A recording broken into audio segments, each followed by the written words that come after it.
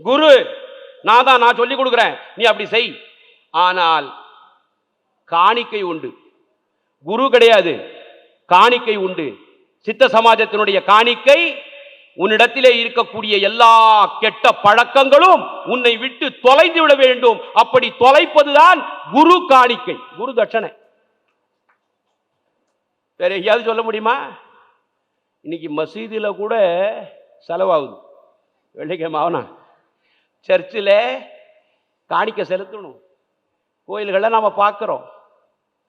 ஆனா குருவினுடைய காணிக்கை என்னன்னு சொன்னா, இந்த கெட்ட பழக்கத்தோடு நீ வந்து நான் போறேன் பாய், எல்லாம் கெட்ட பழக்கம், மது, விபச்சாரம் பண்றது, மது குடிக்கிறது, பொய் சொல்றது, கோல் சொல்றது, இதெல்லாம் என்கிட்ட இருக்குது. நான் போயிட்டு மசீதியில் போய் அந்த உண்டியில ஒரு 1000 ரூபாய் போட்டா என்ன பலன்? எதனா பலங்குதா? எந்த பலனும் கிடையாது. இதைத்தான் ஞானபிதா சொன்னார், உன்னுடைய அனைத்து கெட்ட பழக்கத்தையும் நீ விட்டு விடுவது தான் குரு காணிக்கை.